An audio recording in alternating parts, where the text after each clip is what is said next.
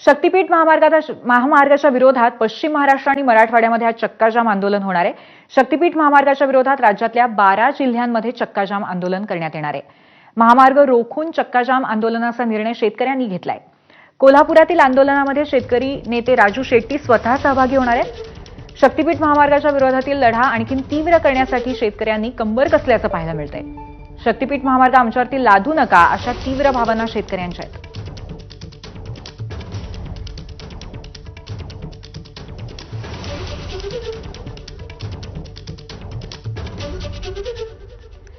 या संदर्भामध्ये चर्चा करूया। आपले प्रतिनिधी विजय केसरकर आपल्या सोबत आहेत। विजय, आज संपूर्ण महाराष्ट्रामध्ये म्हणजे 12 जिल्ह्यांमध्ये खास करून चक्काजाम आंदोलन होणार आहे। नक्की कशा पद्धतीने कुठे कुठे हे आंदोलन होईल, त्याचबरोबर इथल्या शेतकऱ्यांची मागणी काय आहे, त्यांचं म्हणणं काय आहे? पूर्वी खरं तर शक्तीपीठ महामार्गाला विरोध म्हणून आजपासून खरं तर रस्त्यावरची लढाई सुरू झाली असं म्हणायला हरकत नाही, कारण याच्या आधी अनेक निवेदन आहेत ती दिली, त्याचबरोबर अधिकाऱ्यांशी बोलणं झालं। या संदर्भातला विरोध आहे तो वेगवेगळ्या मार्गाने दर्शवून झाला, मात्र तरी देखील सरकार या ठिकाणी जे शक्तीपीठचं काम आहे ते सुरू करण्यासंदर्भात आग्रही आहे आणि म्हणूनच कुठंतरी आता चक्काजाम आंदोलन आहे ते या 12 जिल्ह्यांमध्ये होताना आपल्याला पाहायला मिळत आहे। शेतकरी आता या आंदोलनाला येण्यास सुरुवात झालेली आहे। पोलिसांचा बंदोबस्त देखील खूप मोठ्या प्रमाणात या ठिकाणी पाहायला मिळतोय। या आंदोलनामध्ये महिला आहेत, त्याचबरोबर शेतकरी आहेत, ते देखील सहभागी झालेले आहेत। काही शेतकरी महिला आहेत आपल्यासोबत, आजी आहेत, त्या आलेल्या आहेत। तुम्ही काय करायला आला इकडे आता? आम्ही रस्ता बंद करायला आलोय। का रस्ता का बंद? आमची शेती घालवाव, शेती आमच्या शेतातनं रस्ता काढलाय सरकारनं। कशासाठी? शक्तीपीठ करणार आहे, तिकडे नागड्या बायका बघायला जाणार आहे सरकार।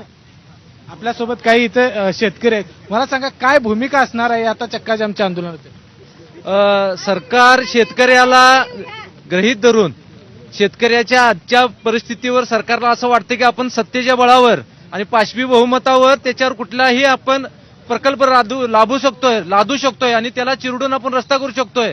पण कोल्हापुरातल्या शेतकऱ्यांना वारंवार दाखवून दिलेला आहे की आमची जरी शक्ती कमी असली तर आम्हाला तुमच्या सक्तीच्या विरोधात आम्ही रस्त्यावर उतरू शकतो। पोलिसांनी या ठिकाणी मोठा बंदोबस्त लावला, एक बळाचा वापर होतोय।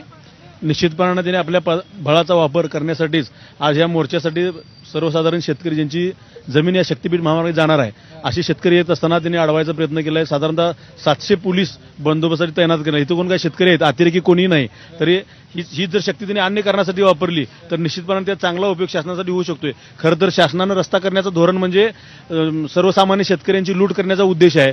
जर शासनानं शक्तीपीठ महामार्ग केल्यापेक्षा 2014 सालापासून ज्यावेळी शासन सत्तेत आलं तेव्हापासून यांनी रस्ते बांधायचं धोरण अवलंबलं आहे। हेच पैसे जर यांनी उद्योग व्यवसायासाठी किंवा शिक्षण संस्थेचे घातले असते तर निश्चितपणे शेतकरी तर काय वाटतंय, तुम्ही हे आंदोलनावर ठाम आहे आता? अत्यंत चुकीच्या पद्धतीनं आणि सक्तीनं शेतकऱ्यांच्यावर हा शक्तीपीठ महामार्ग लादला जातोय। 27,000 एकर महाराष्ट्रातली जमीन 12 जिल्ह्यातून जात आहे आणि कोल्हापूर मधली सुपीक जमीन 5,500 एकर जात आहे। तर आपण बघितलं की या सगळ्या शेतकऱ्यांचा या नक्कीच विजय, अत्यंत शेतकरी संतप्त आहेत आणि आक्रमक होणार अशी परिस्थिती घडू शकते। धन्यवाद, आपण जी सविस्तर माहिती दिली त्याबद्दल।